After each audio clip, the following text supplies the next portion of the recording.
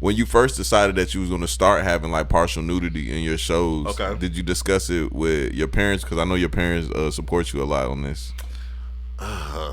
That's a hard question. No, I can answer it though, but that's a good question. That's a good. I mean, I like, man, you and Maine, bro.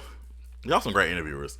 No, for real, man. Y'all appreciate y'all questions are like over here, and I'd be like, I like that. That's cool. LeBron though, I finna slam dunk. Get big on you fake pumps. That pump ain't no fake pump. Bitch fell for the pump fake. Got him talking like first take. Get it right on the first take. Hit the hole in the first. You ready, Pod? Let's do it. You good? Yeah. I'm excited. I can tell. I'm always excited to Pod. This my shit right here. About to drink on this Buffalo Trace too. You don't drink the whiskey. Nah, I can't do the whiskey. I got the Stella You ever Roll. smoked a cigar? Nah. Bruh, so your dad smoked all those cigars. You got the wrong Clay. That's my dad. So you ain't never like thought to like, he don't smoke at the house, do he? He smoke outside. Okay. You ain't never like go outside and be like, let me just see. Nah, I'm good. I don't do smoke. Why not? Nah, it irritates me. It's always irritating me. My grandparents used to smoke. I was irritating my throat and my allergies and stuff. So I was like, nah, I'm good. I'm gonna be honest, it messed my allergies up a little bit, but I just move forward. Nah. I just fight through it. What you on the Stella Rose? I'm in the Stella Rose. Hit my judge. Man, I was talking to a guy in the bar last night. He was mad at me because he did a podcast with me, and we was drinking wine, and he was like, "Man, I thought I was gonna have you on the wine." I was like, "No, sir." I'm sorry to disappoint you, dog, but I'm a dirty whiskey drinker. Yeah, I'm a lightweight, so you know I just stick to my wine. I found what I'm good at, what I can tolerate. So I'm hit that wine because I get them dark liquors. Be trying to fight people. That's not good, dog. It's not. Because one time I went out of town, had some dark liquor, almost got in a fight, and then I was just thinking, oh, maybe it was just that one night, and we had another situation, had dark liquor again, and just ready to fight. So it was that's just not my judge. I used to be like that off vodka, but as I got older, I ain't gonna lie, your tolerance and your palate changes as you get older. Like I used to drink Hennessy like it was nobody business, and now I hate Hennessy. All I really like now is whiskey and tequila, and I can go for a nice vodka with some juice in it. And I don't really like mixed drinks, but I can go for some vodka with some juice. Yeah, I get, like I said, if it's like a mixed drink, I might can do it. It just depends on what it is, but I can't just drink like straight. Like I said, drink straight Hennessy and brown liquor and whiskey and all that stuff. But today I got the ice in it. I normally drink it straight up, but I'm chilling. Oh. You know what I'm saying? I'm chilling. What it is, I'm ice today, so I'm replacing Maine. Okay, all right. I see what you did there. Well, yeah, y'all. Another episode of Sit Down with Slim, man. As y'all already heard, man, we got Karlton in the building. What's good? Doing a redo. He said last time he didn't get his just due. Yeah, because so when I first met Slim and then I watched his earlier stuff because I met him through Maine. I saw that he always did his podcast with drinks, and he had drinks with his guests. When I came on, there was no drinks here, like nothing, but water. I appreciate H2O though. I mean, it's good for our bodies, but I felt like I was cheated. So I was like, I need a redo. He texted me and said, hey, what you want to drink? And then he started naming all this hard stuff. I said, nah, I'm going to just bring the wine, and then that way I can still function and still get home and all that great stuff. see, bro, I feel like I drank on my pod so much that when people finally come around and I be trying to get back into my like clean health stuff, they be mad. They be like, why you want to pick now to drink water? Like why you could have had a beer and the liquor like you do in your other episodes. Then I also see people be like clowning people for like drinking on podcasts, and I be like, I didn't know drinking on a podcast was a bad thing. I didn't know that either. I see it a lot, dog. Like I literally seen it for like 2 weeks in a row, and I was like, what's going on here? What kind of podcasts? Like who were the people clowning? What? It was somebody was talking about my podcast, and they also was talking about this female podcast that's kind of like well known in Atlanta, and I didn't understand that. Who were the people that were commenting though? Just random people. Yeah, random people. We don't care about them. Do you? And I also seen we don't care. When Big Boss and them dropped their podcast with Gooseby, he was drinking the Fireball because I had offered him some Fireball, and everybody was like, "Why is he drunk on the pod?" That's a totally different situation. Never mind. Nah. I want to know, like, what's wrong with him drinking on the pod? Well, it's not necessarily wrong with him drinking on the pod. I think do what you need to do to have a good time. But I think the problem was it was making him less and less coherent. Okay. The more he was drinking, and he started not making any sense. He got that liquid. He was already not making any sense to begin with, but the liquor made it worse. Yeah, we're gonna talk about him later on. Though. So that's not where I wanted to start. And I knew you was gonna bring him up. I'm gonna bring him up, but later on, that's not where I wanted to start. Okay. Yeah, I actually wanted to start with Fire and Ice 100 episodes. Okay. I always wanted to know, just for me, like, how did you and Maine come up with Fire and Ice? How did that come to be? Because I don't think I asked you that last podcast. That's a great question. Well, I was thinking about our personalities. Because again, and keep in mind, when we started the podcast, I only had been around Maine maybe a couple of times or 3 times. Because he interviewed me on his show the first time. I wanted to do it again because I really enjoyed being on this show. So we did it 2 times, and then there was a 3rd time I really need to get something off my chest. And he was like, "Hey man, you come on the show." I said, "Great, I need to get something off my chest." But then after that, I was like, "Hey, I want to do a podcast or whatever with him." I was thinking about names, and I was like, "Well, my personality, I'm real, like, when I'm really passionate about something, I get real heated." So I was like, think about Fire, and then he's real chill, like he's just real calm, like regardless. So I was like, Ice, that'd be too, like, they're totally opposites, but they complement each other at the same time. So, and they're both like needed. So like when you are in a fiery situation, you need Ice to kind of cool you down a little bit. But then, like I said, if something you need to in a cold situation, something you need to heat it up a little bit, get things a little hot, get your Fire, and that's cool. So that's how the name came up. Bro, I think that's what drew me to y'all show, because like y'all are 2 totally different people. Completely different. Yeah, but like both of y'all separately, when y'all come together, it makes a great show. I tell Maine that all the time. Yeah. Especially like when you get in your bag and you start ranting. I'll be like, you be on your Joe Budden shit for real. I'll be like, okay, see, I like this. I like when somebody's passionate with what they do and what they're talking about, especially when you talk about like filmmaking. And like, I remember the one rant you did about I'm not a filmmaker, I'm a content creator. I like that. I like that right there, dog. That's kind of like, I was talking to somebody recently, and we was talking about creatives, and I was like, I don't never call myself a creative. When people call me it, like, I appreciate it a lot, but I don't never call myself a creative, because a lot of people that call themselves creatives nowadays aren't creative at all. So, and everybody wants to be a content creator now, and it's like, what content? That's right. Yeah, I'm cool with. The reason why I wasn't really cool with the name filmmaker was because I wasn't making films. I was making shows. I was making TV, like web series. I wasn't like, they'd be like, "Oh, you a filmmaker?" I'm like, not really, but whatever. But like I said, content creator definitely, because I create content, and then yeah, I'm cool with creative, because you know, that's like that I'm in my creative bag. We creating different stuff, different avenues and whatnot. So yeah, those 2 names. But I mean, you can call me filmmaker now, because I do make films now. So yeah. Congratulations on the production deal, right? Dope, appreciate it. Yeah, man. Definitely a blessing, bro. Like I said, we are signed with Maverick Movies with the films, and got the distribution deal. We just got Sweet Mahogany on Tubi. It's now on the most popular list on the film. My homeboy Nelson texted me and sent me a screenshot yesterday. He was like, "Hey, bro, your movie on the most popular." I said, "What?" And I looked. I said, "Oh, that's dope." So yeah, that's fun. That's a good. I mean, it's a good feeling. Again, just to kind of all the work that's been put in over the years is kind of seeing everything kind of manifest now, which is dope. Like I said, because Tubi is a growing streaming service, like, and to see where our film is in place of all these mainstream films, it's really dope. So, like I said, I'm really excited about all the future things we got coming out. So, Reindeer Games coming. Yes, sir, bro. I was like, before I even got here, I was up here finalizing it, making sure it was straight. Because I mean, for people who edit, and y'all do feel, you know, even when you edit, not just film, but just edit, period, you get tired of seeing the same footage over and over again.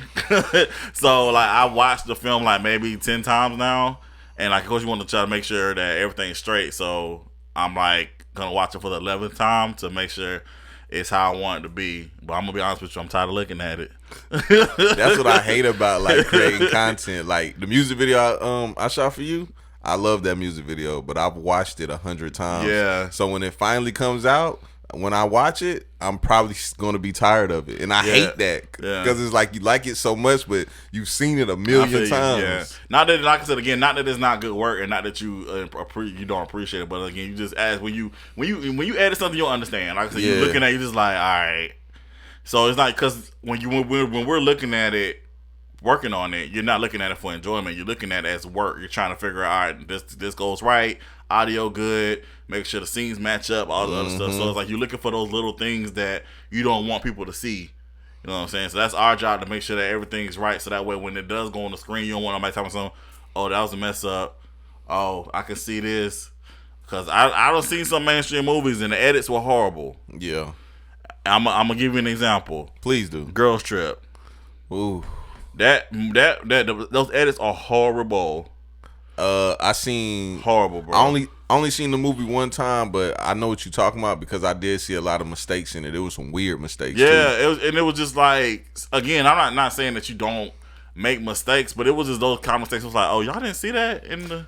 Wasn't it like somebody changed outfits like in the middle of a scene or something? It was something like that. Also, too, was just like the way, like, you know how let's say me and you having a conversation and the camera is on looking at you, but it has the back of my head. Mm-hmm. And so the person head is moving as if they're talking, but there's no words coming out. So it'd be like, let's start like stuff like that. It'd be like, y'all ain't catch that. You know what I'm saying? It's like, y'all got these big budgets, and it's like y'all didn't. Not enough people watched it. They gave it just one look through and was like, yeah, let's go ahead and ship this thing I mean, off. it did great in the box office though. I mean, not hating on the success of it, but just watching it just from again, that's the Blue Tiffany had a show too. Yeah, but I think that's the bad thing, but the negative thing about what we do when we watch content now, we look at it a different lens. So you're not looking for mistakes, but when you see them, you be like, oh shoot, that's messed up. I know exactly what you mean because that's how I was when I watched Bad Boys. I was like, it was shot so well and so perfect, and everybody was like, that movie wasn't that good. And I think I was just more so like looking at the last one. Yeah. Oh, okay. I was looking at the cinematography and was like, no, this was shot perfectly. I think with Bad Boys though, I mean, I take a different aspect. Of course, y'all know I'm a Will Smith fan, so anything he does, he don't do no wrong to me. Some things he does. Top 5, right? Ha. Shout out to Ming.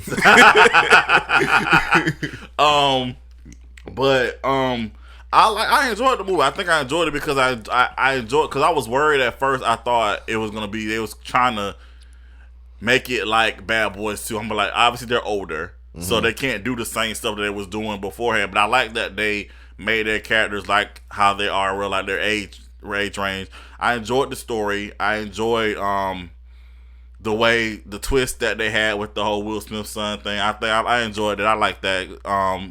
So I just enjoyed the story of the film, and like I said, the cinematography was dope too. It was shot brilliantly. So amazing. It was dope.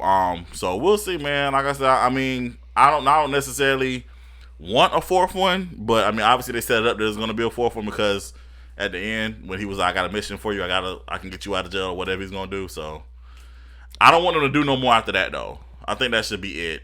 I'll pass on the fourth one. I'm with you though. I don't want there to be a fourth one, but Martin is way too old and fat faced. Maybe he'll be like a commissioner or something. He'll be at the office. Maybe he'll take the guys that because they killed Chief, so maybe he'll take his place. Okay, I ain't gonna lie, dog. They need to hire you. I can see that they can hire you. I can go for that because Martin can't be out in the field. But to be honest with you, I thought that's how the third one was gonna be. I was hoping that they would be like in a higher position. Mm-hmm. You know, like running the police station. It still be about them, but it's still just you had the younger cats kind of doing the whole field work and stuff. Will Smith was still the gun slinging. Yeah. And that's wild. Yeah, he's too old for that shit. Them action scenes don't hit like they used to. Like Gemini Man was trash. Oh that man, shit. Come on, man. That's a cringe. You know what's funny to me? I just have this conversation with my mom. Because it showed up on what were we watching? We were watching something on TV, and it showed up, and I was like, man, Gemini Man. I mean, I personally, actually, again, I'm a Will Smith fan, so don't be biased. I was like, no, I'm not. No, I like the film.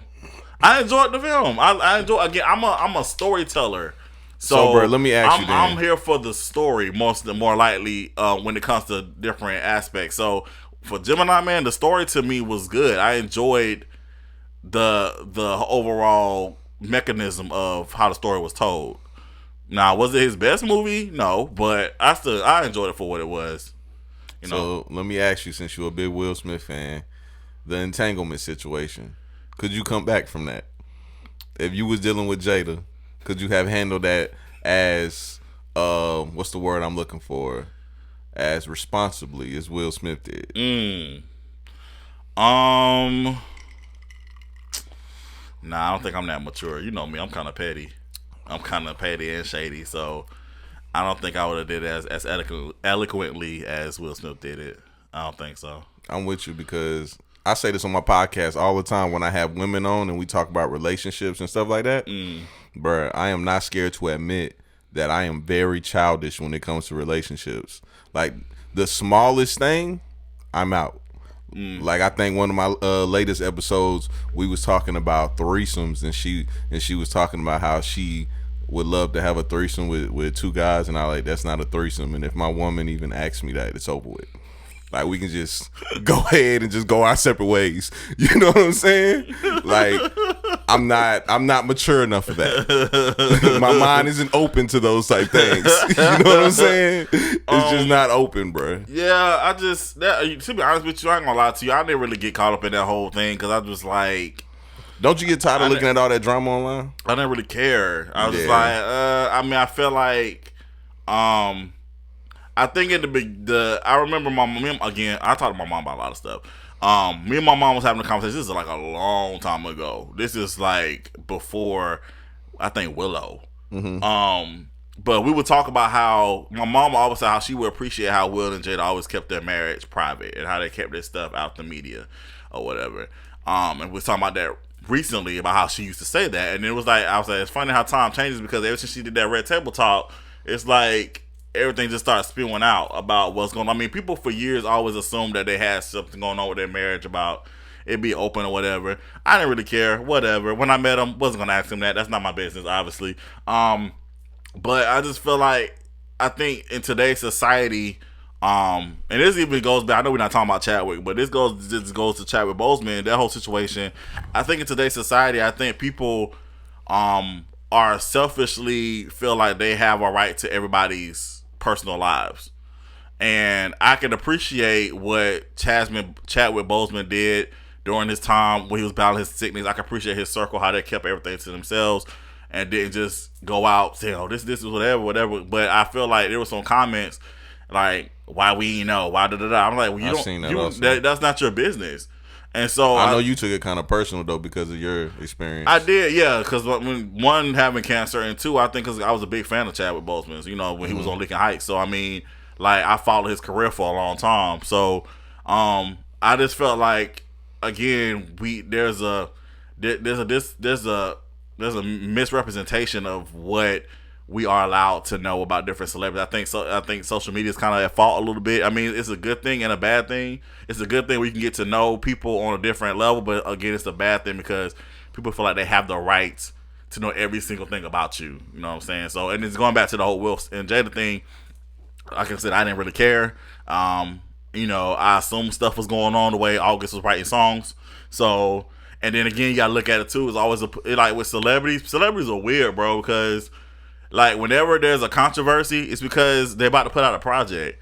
And you know when all that happened, he put out a project. I don't even know how that project did. I didn't listen to it. I don't have no respect for people that have crazy rollouts. Yeah, that's just like, to me, I just think that's whack to me. You know what I'm saying? Like that's lame. But I mean, I think you should let your work speak for itself. I mean, keep your personal life private. And I seen that whenever I first got into y'all Fire and Ice show, back to the show, Maine likes to create these narratives, right? So for me, he creates this narrative of me bashing women, which is far from the case. For you, he created this narrative, and I'm gonna let you speak on if it's true or not. Of you lashing out on social media and creating statuses every time you get mad and telling your personal business on social media. Is that narrative true?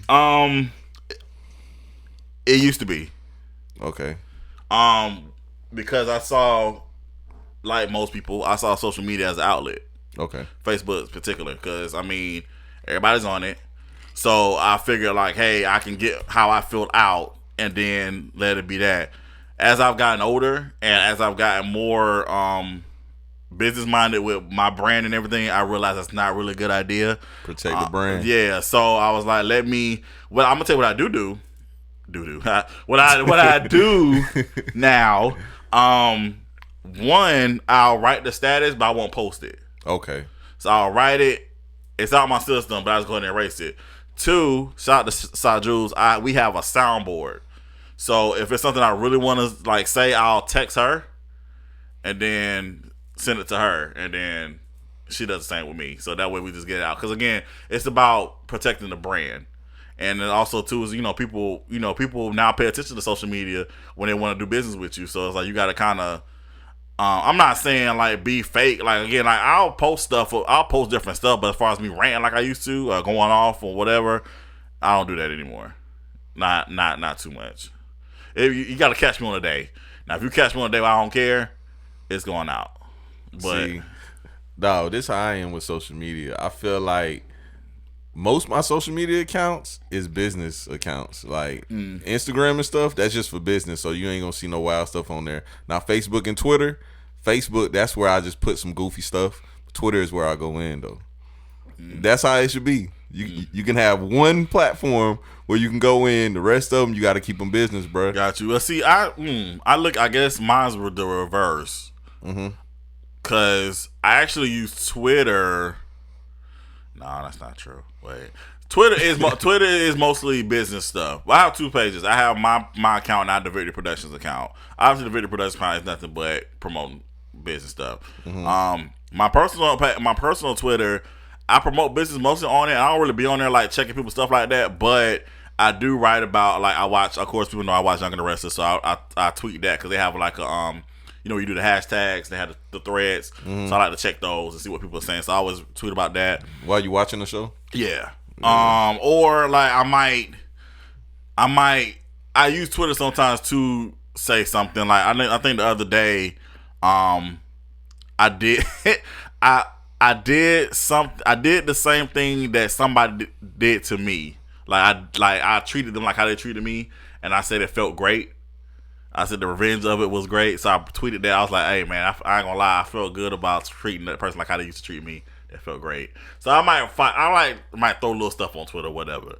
Instagram, that's for me. That's like I like taking pictures. So you'll see a whole bunch of, especially like on my niece and nephew. So now that my niece is here, so it's like there's gonna be a lot of pictures of that. So that's more so like personal stuff, and it's a mixture of business.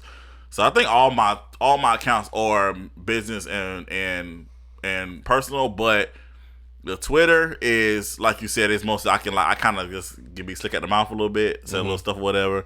My parents not on Twitter, so I ain't got to really worry about censoring if I need to. I know my mom probably gonna watch this, but whatever. So. I'm telling you, that's the beauty about social media. Like when you don't have family members on there, I ain't gonna lie, I ain't got no family members on mine, so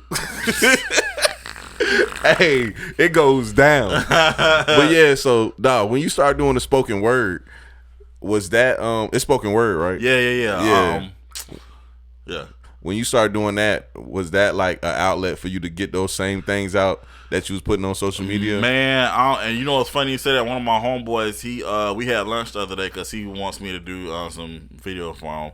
But he was talking about he just bought the book that was in flows. He was like, "Bro, I had to put it down because you was in your bag, your emotional bag." And I was like, "Yeah, people may look at me and think I'm like real raw. So I'm a real emotional person, actually. So I do get in my bag. That's what my poetry is mostly about. It's like I be getting my nobody wants me feelings, and I'm all alone and I'm single or whatever, and blah blah blah. But so for me with my poetry, I've been writing poetry since I was little. But as an adult, I kind of like you said, I kind of use that to channel the emotions that I'm feeling and just kind of put it into poetic form. So I've never considered myself a spoken word artist because that terrifies me, because I see Sa and other Sleepy Eyes and Brother Trav. I've seen them perform, and it's like for them to get up there and say all of that with no paper, it's terrifying to me. And so I know for me, I did my first reading at Saju when she was doing Dope Spit, and I told them, I said, listen, I'm not a spoken word artist. I'm about to read this poem for you guys, and that's what it is. I know somebody recently asked me, well, am I going to do some performances? I was like, no, I don't think that's my lane. I feel like I'm a poet, not necessarily a spoken word artist, because it feel good to get those words out though. Yeah. I think but I think for me to show respect to the craft, I think those are two totally separate things. And a spoken word artist is like somebody who really can really get up there and really emote the words and do it passionately. You know what I'm saying? It's kind of like acting in a sense. So yeah, but I thought I use it as an outlet to kind of get what I'm dealing with out. Like I said, my book is mainly about dealing with love, not being in love, not having love. Also dealing with like losing people in your life, and also when I had cancer too. So some of those poems are when I wrote when I was a teenager. So some of those are pretty old. So I gotta tell you something too. I've been editing a video for you for one of the songs from your project, and the girl that's playing in the video that's coming out soon, right? Right. Okay. The girl that plays in it, now I'm visualizing her as the person that you wrote that poem about. That's definitely not the case. I know, but if I see her out in public, I'm gonna be like, that's that girl that did that to Karlton. Yeah. No, but shout out to Nicole Williams. She's a homie. We've been friends since 8th grade. Shout out to Davidson Fine Arts. No, she's definitely not. But the poem is definitely about somebody. That's crazy. I feel bad for whoever that girl is for real though. Because like think about it from the other side of it though, Karlton. You wake up in the morning time and it's this nice song with this nice video trending online, and you look at it and you're like, hold up, I think this is about me. And that's what the song is about. That's the dangerous thing about, I think, dating a creative. It's up for grabs. I mean, even when I write my shows or some of the scenes some of the episodes or characters are about people or based on people. So I mean, it's kind of like you kind of play Russian roulette. Like if you decide to date somebody that's in the arts, because you just don't know. You know what I'm saying? So that's funny because when you wrote the show for Maine, it was some parts I was like, I could see Maine doing that. And Maine was like, nah, that ain't me. I'm like, I think that's you, dog. The funny thing is, though, right, in the main way, like I said, but in real life, though, I did not ask Maine anything about his life. Honestly, I really just went in and kind of just wrote. I took the character Maine and created different scenarios. I mean, I know he has, 2 kids. I knew that part. I know he's not with his baby's moms. I know that. I know he works at Lowe's. Know that. You know what I'm saying? I know he does podcasts, obviously. So I just kind of just took the bare minimum of what I knew and just kind of all right, let me put some of that in the character Maine. But I kind of created this whole world. I just did what I need, what I saw in my brain. Now, it just so happened that some of the stuff that I wrote, he was like, apply to him. It applies, but I said, it happens. I mean, it happens a lot. I hear a lot of actors come up to me and say, you just wrote my life just then. I was like, oh well, I don't know because you didn't tell me, so I'm just writing. So I think some stuff is general though. I think it's the beauty. That's the beauty of it. I think the beauty of what we do. It's like you can see if you really pay attention, you can see bits and pieces of yourself in the material that you watch. You know what I'm saying? Like you can relate, even if it's this is gonna sound weird, but even if you're watching a show that's mainly about women or whatever, you can see a characteristic in that female character. You'll be like, oh shoot, like I dealt with that. It may not be the exact same thing, but like we all can find something that we can relate to when we watch material. You know, hopefully it's not a show like Insecure because I can't see myself in any of those characters. You wasn't ready for that one. No, I wasn't. But I'm gonna say this though. I've said several times that I can see myself like I am the Molly of the group. If I'm in a group, I can see I that's why I was Team Molly. I can understand where she was coming from. So I hope not the horrible traits that she had. Describe the horrible traits. She has a horrible, like a lot of horrible friend traits. To me. All right, so Molly trait number 1. Okay. First thing first. Most people, not just women, most people are self-centered. She's super self-centered. Yes. Everything has to be about her. But so is Issa. Yeah, but she's a little less self-centered. No, you got to go back to season 1. Issa is very self-centered. Very. And I'm not saying Molly isn't. She is too. I think, but again, we all are. If you think about it, we all not saying that you don't do things for other people or that you're not selfless at times, but at the end of the day, we do care about ourselves. It's funny because I pride myself in being selfless, but I just told you I had this conversation with Damo today, and I was telling him how I'm going to get 100% of something we're doing. And I was like, yeah, that's not a selfless act. So I can't argue with you. You know what I'm saying? I think... Okay, I'm gonna let y'all have that. Never mind. I'm not kidding. Never mind. Another Molly trait. Okay. I don't know what's going on with her past, but she obviously cannot stay with one person long. And she's scared to have somebody good. Like a lot of women. Like I seen this fake deep thing on social media the other day. It was like this picture of a cowboy getting some head from a girl, and it was a guy with some flowers, and he shot the guy in the face.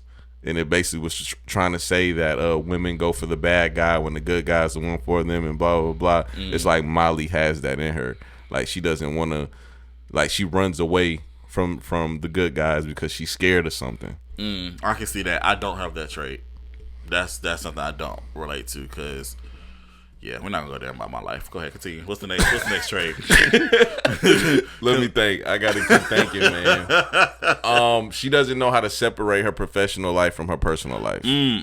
I do share that trait. That's something I'm working on. Man has gotten on me about that, actually. Why, though? Like, what's hard about separating the two? I think for me, just speaking of my perspective, I'm a type of person like I want to welcome everybody in, and I kind of want to have people on that intimate level. For me, I think, like I said, for me, it's something where I'm just like, I'm always like trying to have everybody on that we a family thing. Yeah. You know what I'm saying? So I think that's my issue. It's always been my issue. So I'm learning how to separate. Well, all right, this person, because just because the person is your friend doesn't mean that you necessarily need to work with them. Because I've had situations where I'm like, oh, we're friends, or we're gonna work great together, and we have two totally different. I'm going through that right now. So I think just because this person is your friend doesn't necessarily mean y'all make good business associates.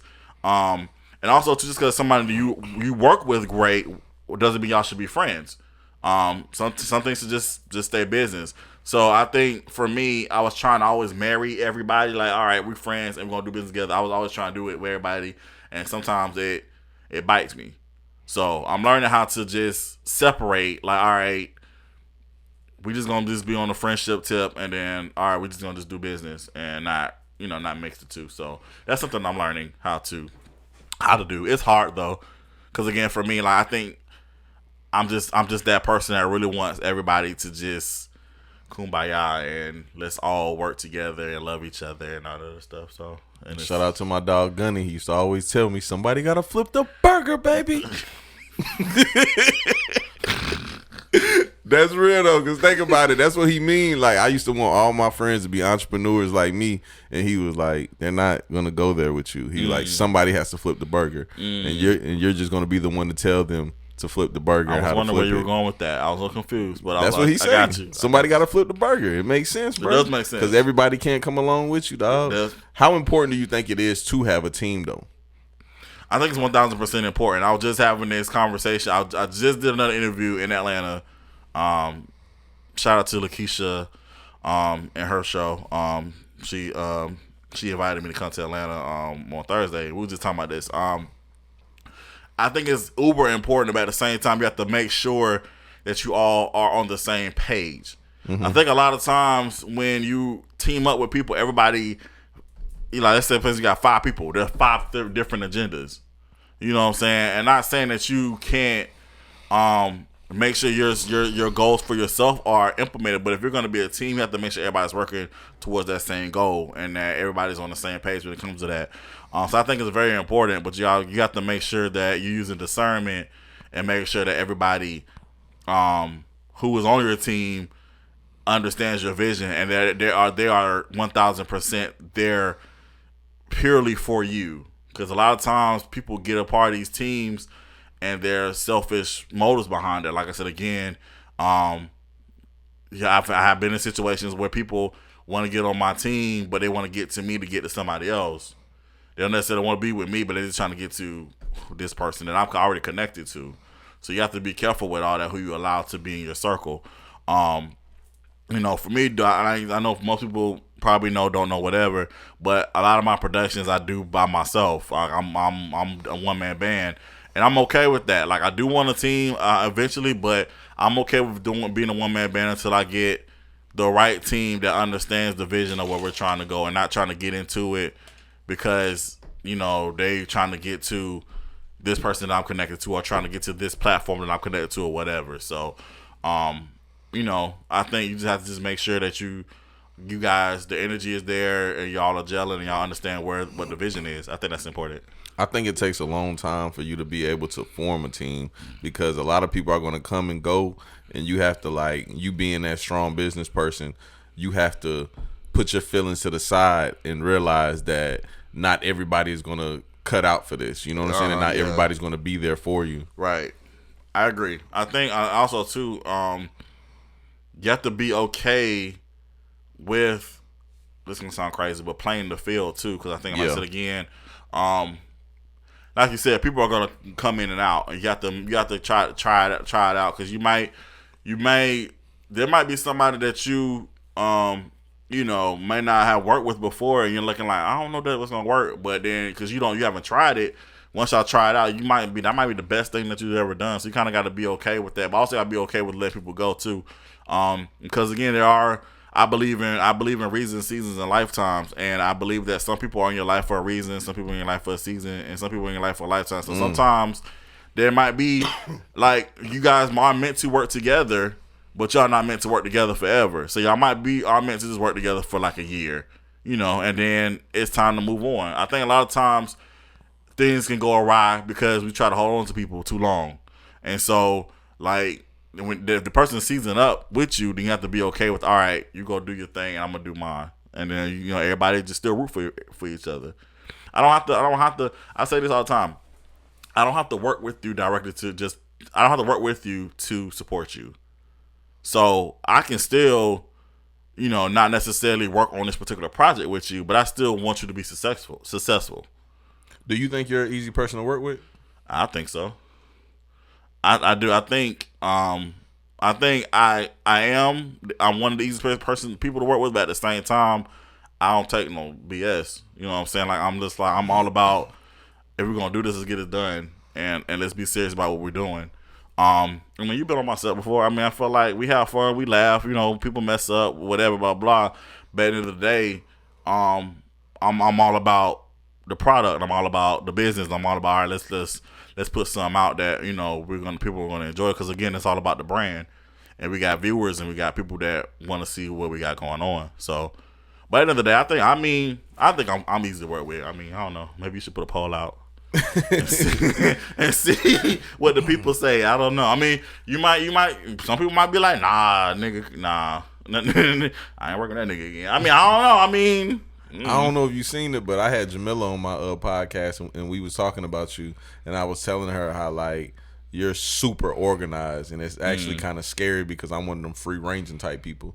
Like, you see how you just came over here today, and I just kind of go with the flow. You know what I'm saying? I can't help it, dog. And one thing could just throw me off, and I start going over there. You know what I'm saying? But you're one of them people, you send the email with the schedule. I'm like, I gotta make sure I meet the schedule now, because now there's a schedule. I just think, it's kind of scary. I can see how that can freak some people out, but I think for me, I need structure. I can't go into a situation of this magnitude, especially like I said again, if I'm doing everything on my own. I can't go into it without some type of structure. I need that so that way I can stay on top of what I need to because I'm the leader. I'm the one everybody's looking at. So if I'm not together, then people looking at me like I'm crazy. Mm-hmm. You know what I'm saying? So I got to make sure I'm on my ish, and then so that way everybody else will be on theirs. You know what I'm saying? So, you know. So the schedules is definitely here to stay. Yeah, schedules not going nowhere. I mean, we definitely not going nowhere now. I mean, we on Tubi and stuff. So I mean, we gotta step it up. How many shows have you created? 15. 15. That's a lot, dog. I ain't gonna lie. And your writing process seems like it's real quick. Yeah, I think for me, it's just about when I get an idea and I see something in my head, I just go ahead and try to write it. That way, it doesn't leave me. But I wish my production was as fast as how I write. I do, because I mean, this year before Corona hit, I took a break. Like I said, I didn't film anything. January 1st hit, I stopped filming. Yeah, the last you thing planned we did, that break though, right? Yeah, I planned it. I said after we did the last scene the main way, I was like, that's it, I'm done. You know, I'm taking a break. I'm taking like 2-3 months. And I didn't know about no Corona. Didn't know that. Nobody knew, obviously. But I mean, it hit, and so that extended the break. But the good thing about it was we still had shows coming out. Like we still had the main way had came out. We had Peace Be Still, My Life. Something else hit too. Like we just had shows still coming out though, so like it didn't seem like we weren't doing anything. And then we got the film opportunities. So like so we started back filming. I started back filming My Brother's Keeper. That was the first thing I filmed. First new thing, which comes out next year. So that was the first thing. And it's kind of just been slowly but surely trying to get everything back on track. We haven't filmed any new shows yet. We filmed the 4th chapter of My Best Friend next weekend. So we're trying to go ahead and start getting all the shows back. Because I know a lot of people been asking, what about the shows? You didn't forget the shows? Because we left a lot of shows on cliffhangers. Yeah. So we got to kind of... And where are the shows at? What platform are they on now? We are on... Well, if you go to... Basically, I just tell everybody, go to our website. Go to thevpntv.com. If you go there, all the shows are there. But we're being hosted by Vimeo. Okay. But each show has its own like Vimeo link or whatever. So that's a lot. So like I said, just go to thevpntv.com. You click on VPN shows, all the shows are there, and then you just click on whichever one you want to watch, and then it'll take you to the page.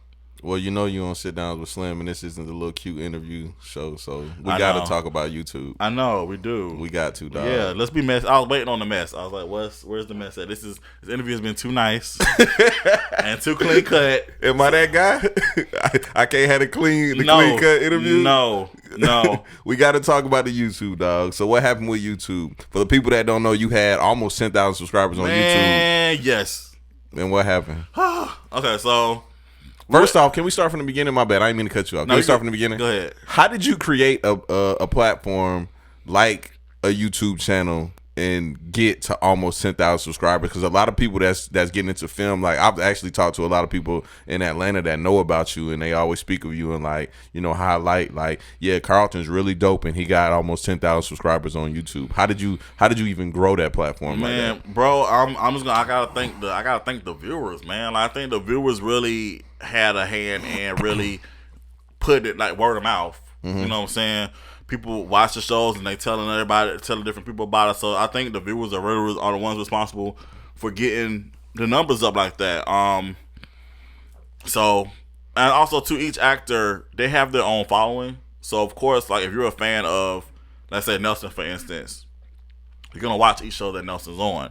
And hopefully, how I saw it was if you saw a show that he's on, and then you see the other shows, you might be like, oh, well, this show is really good. I'm gonna check out this show. You know, so it's kind of just I purposely planned to have different types of shows for different people to watch.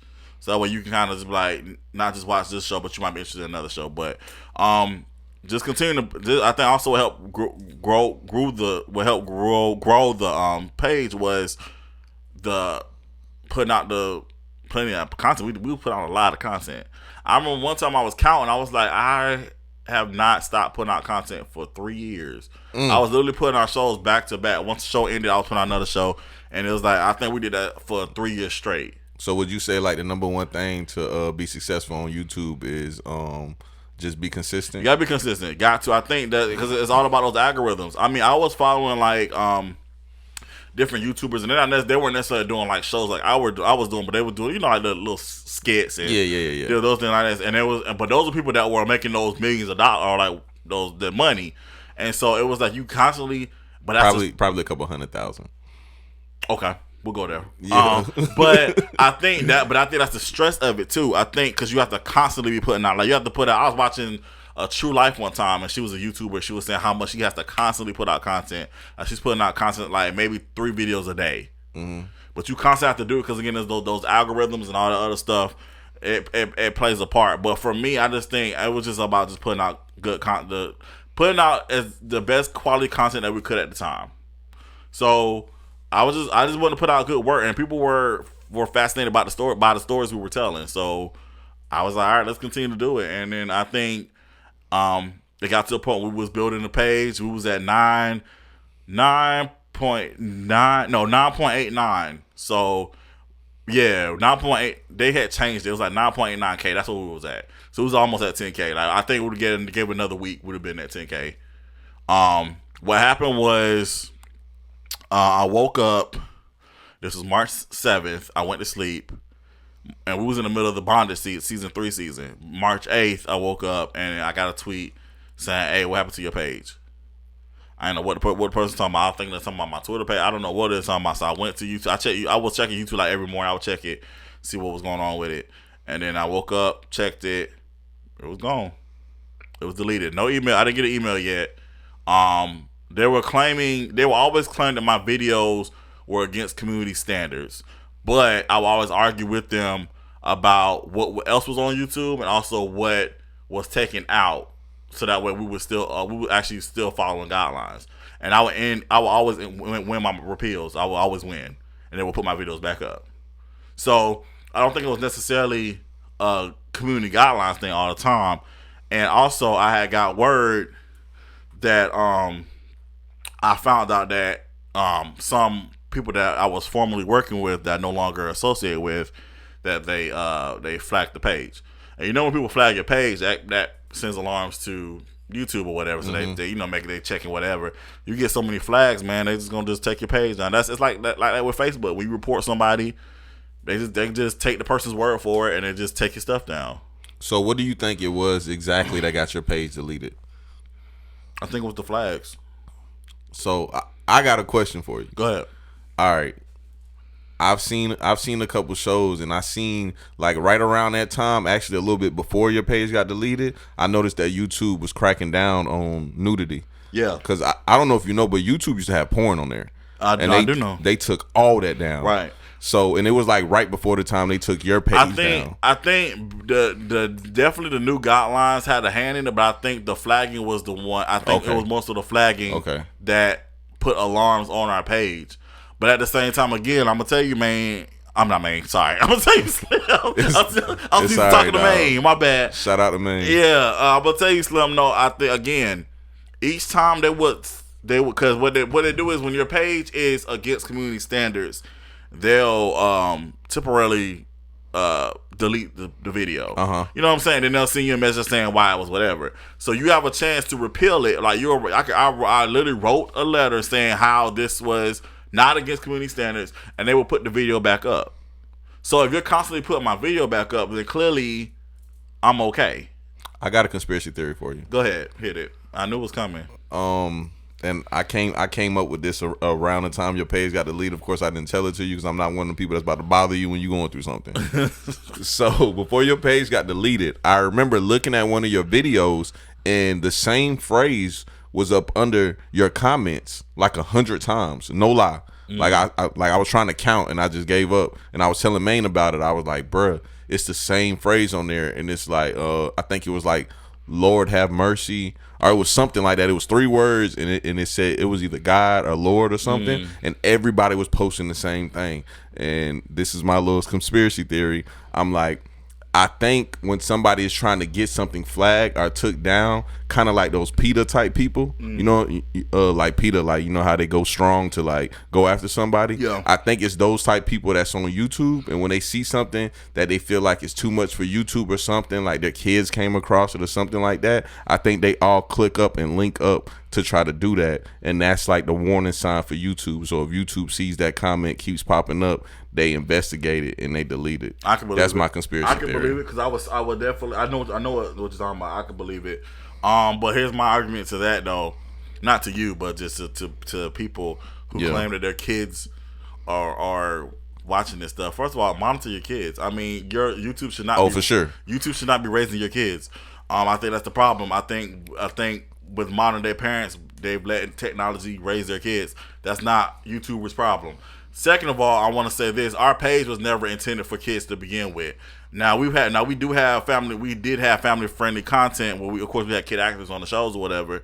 But our page was never, this is for kids. There was never a kids page. And also the episodes that were rated TV MA, you can click the option that nobody over 17 can watch the video. You have to be signed into YouTube. And they changed the guidelines right before you had got off too. Yeah. So, like I said, we did everything we were supposed to do. But this stuff happens. And at the time I was upset about it, of course, because I was building the page. The subscribers was looking good. I mean, I'm trying to think, like, I was like, how else are people going to see our content? I wasn't really thinking about Vimeo at the time. And we had Vimeo pages linked because, bondage and Peace Be Still, people can buy stuff off that. But I was like, people not going to be one. I'm just thinking about a lot of stuff. But I mean, at the end of the day, I felt like it pushed me to think about what I do in a different perspective. Like now, because at the time, Sweet Mahogany was about to come out. And we had the Sweet Mahogany series on the YouTube page. And my silly butt, I'm still thinking about, all right, I want to make sure the numbers look good on YouTube. Versus, I got this film that's going to be on these different, bigger platforms that could have different set of eyes on it. So I was going to be focused on promoting the series, trying to get my YouTube numbers up versus promoting the movie that could help push us to other situations. So I think that happened. It happened like how it's supposed to be. So that way my mind shifted. Once that happened, I was like, all right, well, the series is not on YouTube no more. So yeah, we can just do whatever we need to do with the film and promote it. And here we are on Tubi. So, would you consider what you shoot soft porn? What is the? I gotta ask you. No, I don't. Yeah, that's fine. What's the definition of soft porn? Yes, explain. Like, I guess the definition of soft porn would kind of be. I'm not a definition person, but I can describe it. Like, it'll be like sex scenes with nudity that doesn't show the front parts. Yeah, visible genitals. Would you consider Power of soft porn? That's a good argument. That's always been my argument. That's a great argument. That's always been my argument to people because I've had people come at me and I said, "But you watch Power." I ain't gonna lie, they showed 50 Cent dick and I was uncomfortable. They did. They absolutely did. I mean, they showed. They shouldn't have did that. Neither. They showed penises on P Valley. So I'm just saying, like, it's like people are funny to me when they always come at me saying, "Oh, you ain't doing nothing but creating porn." But I'm like, but so that means you watch porn because you watch all these Showtime, HBO, Cinemax shows that are way worse than what we do. And mind you, let me go ahead and put this out there. Nobody, because people ask all the time, nobody on the shows are having sex for real. It's all about the angles, and people are covered up in different areas. So you got to be a dummy to think people is really on. People people all the time. Oh, wow, they having sex for real? No, they're not. We don't. This is not a pornography set. Again, the sex scenes. Me personally, as a storyteller, if you're a storyteller, you understand that sometimes those scenes are necessary for the story. Sometimes the scenes are just in there for just to get the numbers up. But I mean, most of the time, those scenes are in there to help move the story along. So, but my argument has always been, because I know somebody came at me one time. I said, "But you watch Power, so boot be gone." No, you're never gonna make me feel bad about what I put out, because especially if you're watching things that are way worse than what we produce. Never. And porn is the number one watched thing on the internet anyway. So and most of the people that are complaining watch porn anyway in private. So I mean, like, and most of the people that are complaining about it, y'all saying way stuff in people DMs anyway. So that's what I'm saying. Like, I just feel like people say stuff, and then when you come back at them with it, then they get all mute mouth, and then they want to call you mean and say blah blah blah. So I mean, I just feel like my whole argument has always been, if it's something you don't want to watch, just don't watch it and scroll past it. You don't have to say nothing, keep it pushing.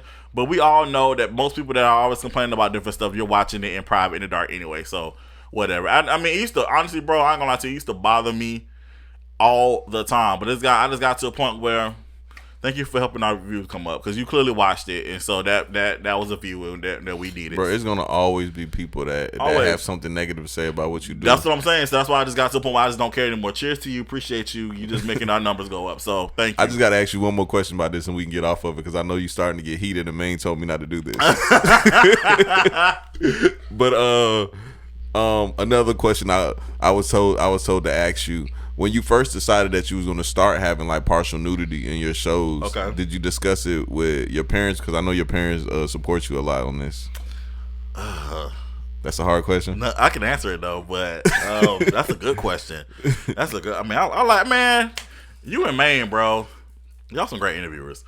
No, for real, man. Y'all appreciate it. Y'all questions are like over here, and I'd be like, I like that. That's cool.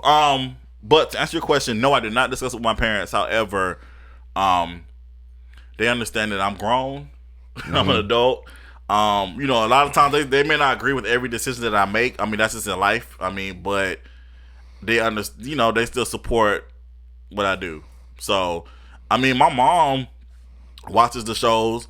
There's sometimes she be trying to watch the show. I'm like, no, you can't watch that, because I know it has stuff in it. So, and you don't. We're not doing that. So, and then even if she does watch the show with me and my sister, one of my shows or whatever, I'll tell her, all right, scene about to come up, so she can close her eyes or whatever. So I mean, ain't that crazy how the roles reverse? Like, you used to be the kid. Like, I never forget when I was young, me and my moms was watching Eddie Murphy Raw, and I'm in there just chuckling, rolling. I'm like 5, 6 years old. I'm like, and she like, boy, what you laughing at? You don't know what that is. And I'm like, it's funny. You know what I'm saying? So now it's like y'all switch. Now you're the one like, Mom, you don't need to watch this. Yeah. But it's not you on the scene though. Nah, it's just my mom just, she's not gonna watch that. But the thing is, my mom though, she like, even with the mainstream shows, she'll watch, like I said, she watches Power, but she doesn't watch those scenes. So now I can't tell her when they're coming up. I didn't write the show. So I guess when she sees it, she'll do like this real quick. But I mean, When my shows, I know when they're coming up. So I'm like, all right, close your eyes, or go in the kitchen, do whatever you need to do, whatever. So, but no, man. I mean, like I said, I didn't have that conversation. And honestly, I'm gonna be honest with you. Like, it was hard for me to make the decision to start doing that. What happened was, we would always do like either. So we would suggest that the characters had sex. Like, maybe they'll like go into the room, then the next scene they came out, straighten their clothes out, or we'll have them. We got to the point where we had them in the bed after the fact, but we never actually did like nudity, partial nudity, or actually simulating the sex scene or whatever. We did a scene in Karma season 2, and it wasn't nudity or anything, but we did the sex scene. It was like a sex scene against the wall, but we had the camera shots like right here, so you saw like waist up or whatever. And Nelson hit me. And we were just talking or whatever, and he asked me would I ever consider doing partial nudity. And I was like, no, I haven't. But I mean, I feel like I would. And so when we did Lover's Lane season 2, we decided to, because he was interested in doing it. So I said, we'll have him try it out, and we'll just see how it go. And he was the first actor to do a nude scene on the show. And I mean, it just went from there. I mean, like I said, again, I was nervous about doing it because coming from my background of the church and everything, I was nervous about that because I was already kind of pushing the envelope a little bit with adding some cuss words on the shows, and I was like, oh Lord, I'm about to go do this, and it's gonna be even more stuff. But I had to get to a point I'm just like, you know what, my relationship with the Lord doesn't change because of where my creativity is going. You know what I'm saying? That's I feel like that has nothing to do with telling this story if I want to add this element to it. So I just kind of just like, if I said people rock with it, they rock with it, they don't, and I just had to just step out there and do it. So, but it was a struggle at first though. I'm gonna be honest with you. I was like, I don't know. How long did it take you to make that decision though? After we talked about it, I probably maybe a week or two, because I had to go ahead and write the scripts. So I was like, all right, well, we're going to do it. And we just did it. Made it happen. So now we here. But yeah, bro, I don't think you know it, but you a big deal out here, man. A lot of people look up to you. And I'm speaking from like me being on sets and me shooting and me meeting people that shoot, and I've been around a couple people that have like filming companies and stuff, and a couple of them have mentioned your name, and I was like, oh yeah, I know him, and they were like, oh, how you know him? That's crazy. Yeah. Nah, I mean, honestly, and you influence a lot of people. That's crazy, man. I'm about to, I know this ain't no church show. I'm about to give God the praise for that, man. Honestly, because honestly, bro, I just do what I do because I love what I do, and I mean, I'm not really looking at it like I'm trying to be this big deal or whatever. This is something I'm really passionate about. I love telling stories. I love creating characters. You know what I'm saying? So I just feel like this is what I'm meant to do, and I'm grateful that my gift is inspiring other people to do what they love to do too. So that's dope. Yeah, dog, I ain't gonna lie, like whenever we work as hard as we do, I know I'm just throwing myself in this category also, but for real though, like whenever you work as hard as you do, bro, like you never sit down and really smell the roses and like realize that like, hey, I'm actually doing something that's inspiring other people to do what I do. They want to be like me. And that brings me to the Gooseby situation. Okay, I was like, when is this happening? So that's why I was like, let me bring something to drink. Cause it was getting way too calm and easy, wasn't it? Mm-hmm. But nah, so you have the YouTube channel. The right. YouTube channel gets deleted. Right. You're posting on social media and you're angry, like people stop talking to me or whatever. Which I'm gonna be honest with you. Bruh. Can I give you some harsh criticism? Go ahead. It doesn't matter what business that you have.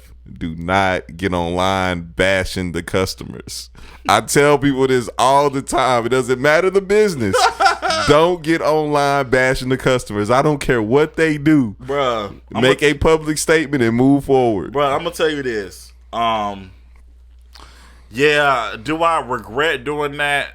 Actually, I don't. I think because that was for me. I didn't. That was one of those days I just didn't care. Yeah. I mean, because again, when you put so much work and effort into something, and for something like to just be deleted, it was for me. I just wanted people to just really respect my space and respect, disrespect the fact that I'm human. I'm dealing with something right now, and I think people a lot of times again, and when you're in a position that you're in, people look at you, they put you on this pedestal or whatever, you know what I'm saying? Like nothing is supposed to affect you. Like it's like, all right, well, that happened to him. He's gonna keep it pushing, keep it moving. No, that really hit me. Like because I can tell we put too. a lot into it, and for me, I was more so thinking about people that I had worked with. It was like they put so much because mind you, all the actors, you know, they weren't getting paid for the project. They was doing it, and it was like I felt like, dang, I really let them down because like there's nowhere for people to see their work. I mean, I still had everything obviously on my hard drives, but there was nowhere for them to see the work. So I was like, I was in a really bad space, and I really wanted people to. I just want to put the statement out there. Hey, YouTube is down. Not sure if Victory Productions is coming back. Just don't ask me no questions. Let me be in my bag and let me whatever. And I think the problem was there were a few people that didn't respect my space, and that's when I kind of was lashing out because I felt like if you really were for me or rocking with me, you know, really was my friend or whatever, you could understand. All right, he's in a situation. Let him woosah, and then he'll come back, and then we'll figure something out. But it was just certain people that was just kind of just still, well, what about the shows? What about I think it was more so people thinking about their own whatever. How it was basically seeing how it was affecting them. Like, well, what about the I need my footage. I just lost everything. You know what I'm saying? Like, just relax, and I can we can handle it later. But let me be in my feels for a second. You know what I'm saying? So, but I do see what you're saying. I do understand that. Again, you always got to think about the brand, and you can't really just go off all the time like that. But that day I didn't care, bro. I was just like whatever, because I was definitely in my bag on that. So, and in the midst of all this, the YouTube getting canceled, the homie Gooseby makes a statement and says, I wish I had it. I should have told Maine to send it to me. But all in all, not trying to misquote him, all in all he says was, shout out to Karlton, Victory Productions is over. Now it's time for Gooseby Studios to be next in line. And I want to tell a quick story before I get your response to this. I got to tell y'all what happened, man. Gooseby is a guy that I guess like owns a studio or something like that. And shout out to Big Boss and Ro. I produced their podcast called Clash at the Round Table, and he used to be their producer, and now they record with me, which ain't no beef, ain't no conflict of interest, none of that. And they decided to do a show with him talking about why they don't record with him anymore. So he came over here, and they did the show. I recorded it, and at the end, I just decided to ask him a question about, hey, why did you say this about Karlton online or whatever? I just wanted to know for my own personal gain, and they was asking me if I had anything I wanted to say, and that's all I had. You know what I'm saying? So I asked, and as soon as he said it, I just thought it would be funny to show Karlton. I was like, I just hit Karlton up and was like, hey man, let me push up where you at and show you this funny clip real quick. Don't be mad, just laugh. Yeah, because it's something funny. I know how you get. It's just something funny. Like, I just, it's comedy to me. So I show it to you or whatever, because I'm getting the backstory. Like, I heard you talk about it before, and I seen you and your sister go online talking to him before, but I never put the face to the person. So now I have the face to the person. So now I'm curious, and I wanted to show you, and I showed it to you, and you were like, yeah, whatever. But then when it came out, all y'all was commenting under it like, yeah, whoa, I don't know about this. And I know you wanted to talk about it, and y'all was gonna have a show with him and talk about it. Yeah. So, and it's funny because I found some of this information out on our 100th episode, because Joshua came. He was an audience for the 100th one. So let's see. What do I want to address first? Let's address Aaron. So, because I watched it, when you showed me the clip, and of course I watched when the episode was put out. Cause I wanted to see what was going to be said after that, whatever. What ended up happening was when I post that information, when I post what I posted about the YouTube page being shut down, and he wrote his comment or whatever. When I read it, to me, like I understood what he was trying to say, but the way he said it, how he did it, was wrong. And the way it came, and when I read it, I said, "Oh, people not gonna receive this well. I know they're gonna. Because the way it read, it was kind of like, yeah." Because he said something about, I'm coming for that spot or something. It was something to that effect. Like, now it's my turn. Or I'm taking the top spot now. Yeah, that's what he said. Now it's his turn. So and I was like that. So to me, that makes you look like you have you had a hidden agenda. It made it like you had a hidden agenda behind what happened, and it was like, now you trying to step in or whatever. So I wasn't gonna say anything, but what happened was my sister put an angry, the angry reaction to the thing, and so he wrote her and said, "I saw you put an angry thing. Why did you say that? Why did you do that? Whatever." And she was basically just saying how she didn't like the comment. She said it felt like he was coming from my brother. And I didn't. And she didn't. My sister just says whatever. So she just kind of said how she felt about it.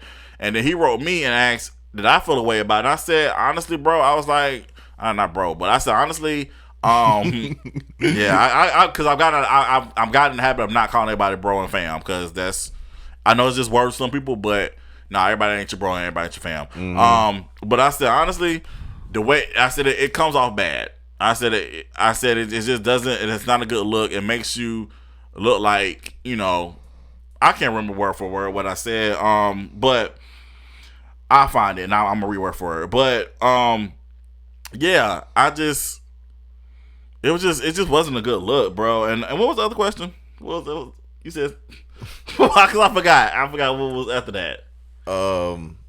You pretty much summed it up. Yeah, but I really want to know, like, what part did he play in your film production? Okay, I found it. Yeah, you can read it. Okay, so he wrote, "I hope what I posted on Facebook wasn't offensive in any manner. Yes, I admit I was jealous." That's what it was. He was saying, he was jealous of me. That's what it was. That's wild. That's what it was. Yes, I admit I was jealous. Simply at a competitive stance, and at what I wanted to be at your level, and I knew I couldn't. and I address myself as your successor. That's another part he had put, because I am finally able to build the business that I want, which is similar to VPN, and I see no one else stepping up to the plate. I just admire all you did. That's all, and that's coming from the heart. I said, yo, what's up? I mean, I didn't take offense, but it did come off kind of like a backhanded compliment, if that makes any sense. I wish it was worded a little differently, but I kind of understood what you were trying to say. And I said, I wish you the best in your endeavors. Just make sure that you are willing to put in the work. It's a lot that goes into it, as you have seen, and it's not for the faint at heart. That was mature, you. Yeah. Super mature. I'm going to be honest with you. That definitely was a backhanded compliment, and I hate when people do that shit. Mm-hmm. But you handled that really well. I probably wouldn't. I would have ignored it, because that's the type of person I am. Yeah. Like, I ain't gonna lie, though, I'm a fighter, so I ignore shit. For real. I'm 30 years old. My fighting days is over with. I'm probably gonna get beat up, because I'm really out of shape and slow now.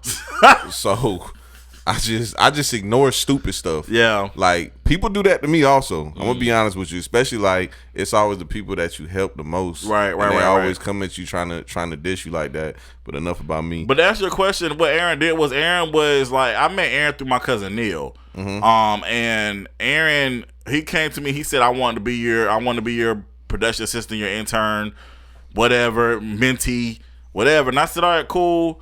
You can come help me do some production stuff. He helped me with the Lions Den. I needed an actor at one point. He actually was an actor in a couple episodes. He mentioned that. So he did that. I mean, and then I was doing Karlton Says Live. He came and helped a couple of times. But then he kind of disappeared.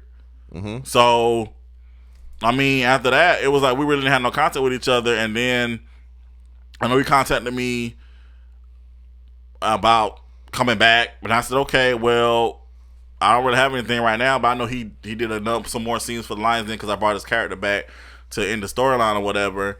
You know, I let him have my. I was getting rid of a couch. I gave him a couch. I mean, I didn't want to throw it in trash. I was like, you had a couch. You know what I mean? So, I mean, that's the extent of our relationship. It wasn't like we was never like friends or anything. It was just like he wanted to work with me and learn some stuff. You were genuinely trying to help somebody. Yeah, I was trying to help him. You know what I'm saying? So like, it was.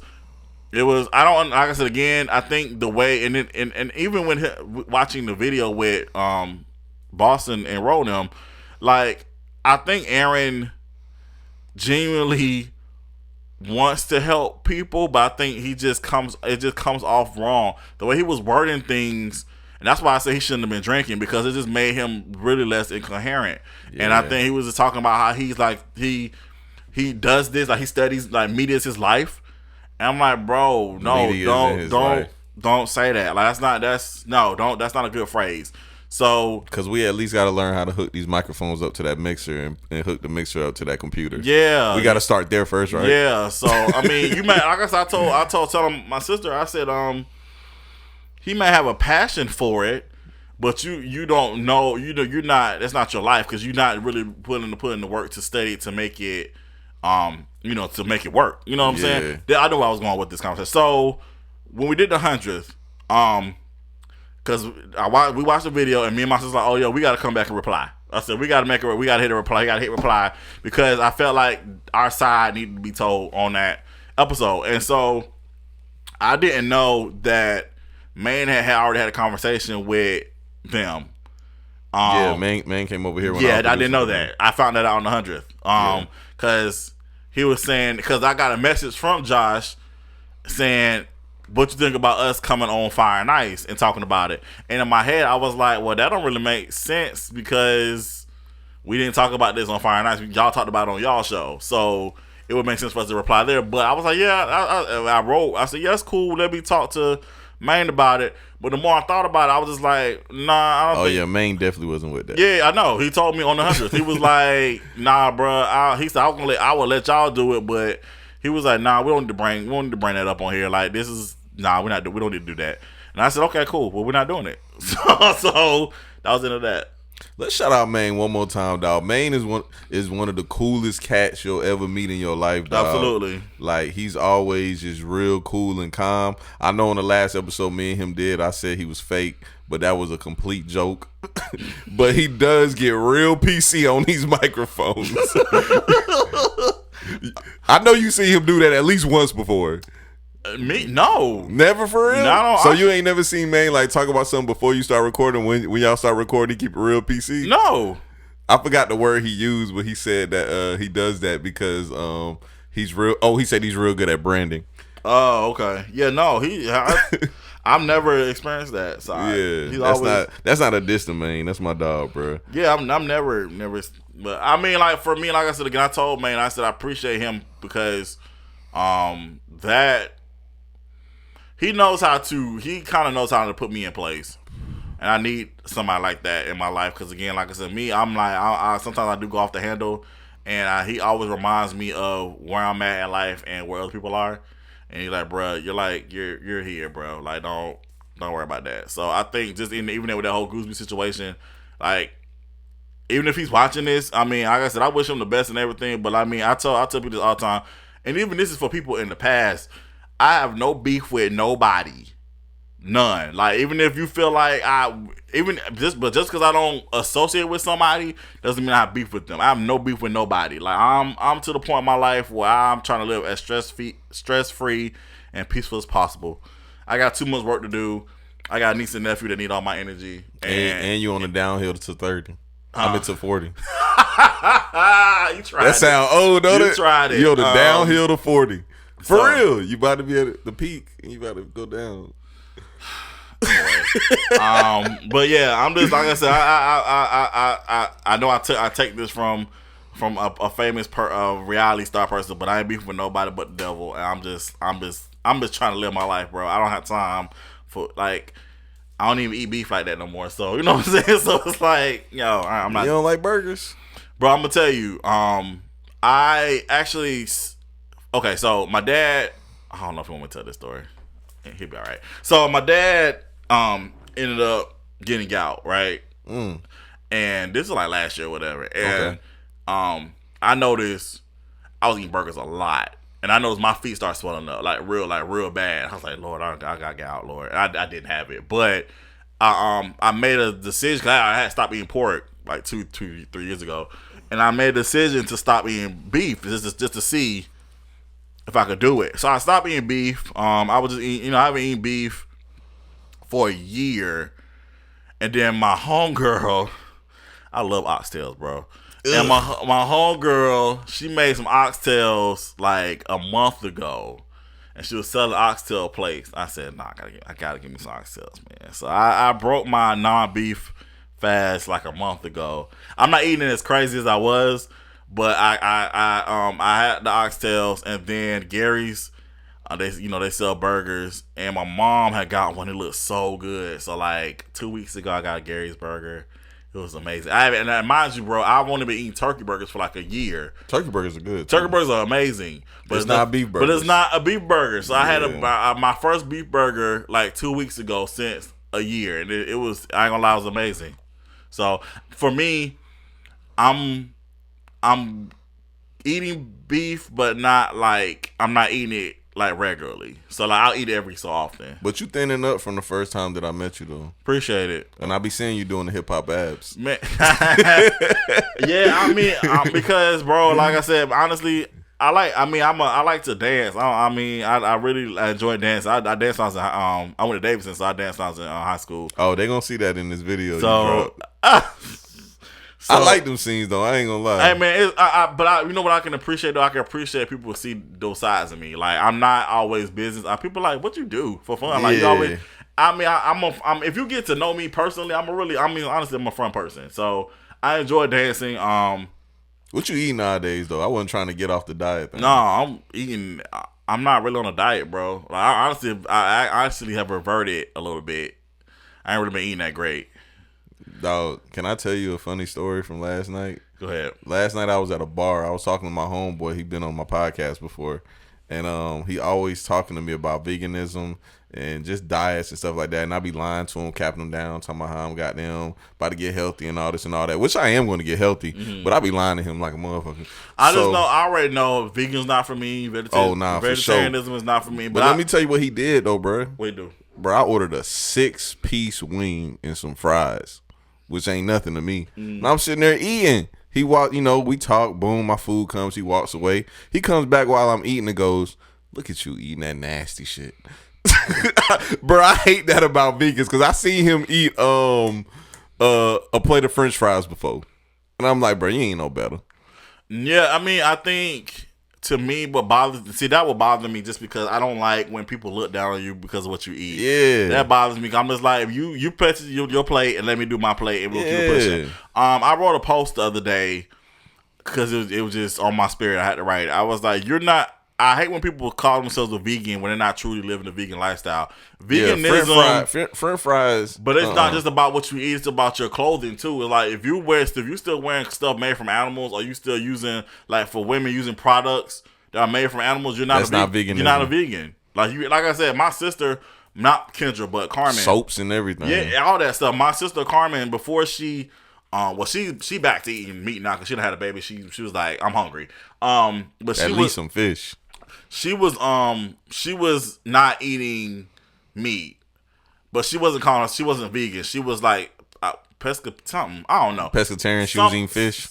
Pescatarian is eating fish. Vegetarian is not eating meat but eating dairy products. Okay, well she's in between those two because she wasn't eating fish either. So she was just probably vegetarian. But she wasn't calling herself vegetarian though. Bruh, don't get me talking about titles.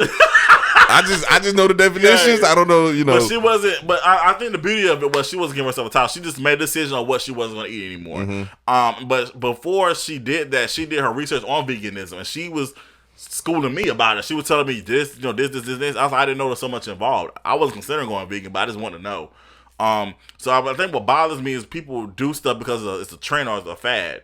And I feel like people just need to understand, okay, you may have decided not to eat meat anymore, but that doesn't make you a vegan. You just don't eat meat. You know what I'm saying? But I just don't like people to look down on people's diets. Like just worry about your plate. Yeah, because like you said, I mean, eating French fries is not necessarily healthy. Yeah. You know what I'm saying? Like you can be vegan, but you can definitely I know a lot of people who are vegan, but they definitely have unhealthy diets.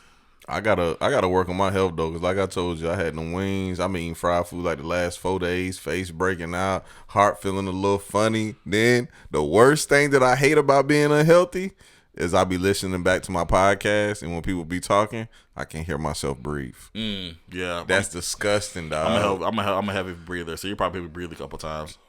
So. Nah, but that's your sinuses and stuff. No. I hear myself breathing because I'm out of breath. Like, we got to wear masks now. I literally, before we start recording, I was at Walmart. I think I was getting like some toilet paper or something. Bruh, I had the mask on in there and I couldn't breathe. I had to take it off in Walmart. I was like, bruh, I can't breathe, dog. That's crazy. I got to get healthy. It's a process. We don't get there. It's a process, man. I'm not gonna front. I didn't work out this week at all. And because I just wasn't feeling it. I was like, no hip hop abs or nothing? Nothing. I did nothing. I don't even think you know what hip hop abs is. You just let me get away with saying I know hip hop abs because I got it. It's Sean T. The hip hop abs. I know what hip hop abs is. The dark skinned bald dude? He's not dark skinned. He's not? Oh. No. I don't know what hip hop abs is. The dark skinned bald, that's Tabo. Oh, yeah, Tabo. Okay. Yeah, that's Tabo. Hip hop abs I'm tripping. That's Billy Blanks. Okay. Top hip hop abs is. So I'm the one that don't know what it is. Right. Hip hop abs is Sean T. But he has a whole collection. He has hip hop abs. He has T25, T20, Insanity, all that stuff. That's all his stuff. Insanity. That's what my mama used to do. Hip hop abs and Insanity and Tabo. Yeah, that's what it was. all that crazy stuff. So they got all that. But yeah, man, I just like to do what make me feel good, man. I done got to a point. I ain't trying to really be all. Let me try to get a 6-8 pack and stuff. I don't got past that. I just wanted to be able to run with my niece and nephew and not be out of breath, or go upstairs without being out of breath. I'm about to get there too. I've been slowing down on the whiskey and the cigars. That's so good. I saw your post about that. I was like, he's not doing the cigars. Okay, that's what's up. I got 2 downstairs, but I ain't gonna lie, I'm about to smoke those. But hey man, I've been slowing down. I mean, I feel like you have to do what you gotta do to make yourself relax. I mean, sometimes you gotta go smoke like a cigar. I mean, it is what it is. I'm gonna be honest though, I be a little stressed out. I know you know how it is. Like, you got so much projects on your plate, and you gotta knock them down. You like, man. But anyway, you got anything else you want to say to these people before we get out of here? Just make sure you guys please support the movement. We got Sweet Mahogany on Tubi. It's free. Like, all I gotta do is download the app. Go to Tubi. It's right there. Check it out, Sweet Mahogany. We got reindeer games coming out this winter. Sweet Mahogany 2 coming out in February. My Brother's Keeper coming out in April, and Sisterhood, the film, coming out in May. And then I don't know when the new show's coming out, but we'll keep y'all posted on that. Go to thevpntv.com. What else? Ebbs and Flows, get that on Amazon. And then the EP is on all digital streaming services. And the new single, new video, I Bet You Think This Poem's About You, will be coming out soon. And we'll let y'all know when that's happening. It's directed by this guy right here. So yes, sir. Shout out to Shots with Slim, Sit Downs with Slim, T-shirt business coming soon. All that, man. I appreciate you coming to the podcast. Man, thank you, this sir. was a very good redo. Like I just told you, this was going to be great. You handled the tough questions very well. I have to tell you that. But I was seeing you getting a little heated, but you kept your cool. I liked it. Trying to grow a little bit. But yeah, man, this was another episode of Sit Down with Slim, man. We out. Peace.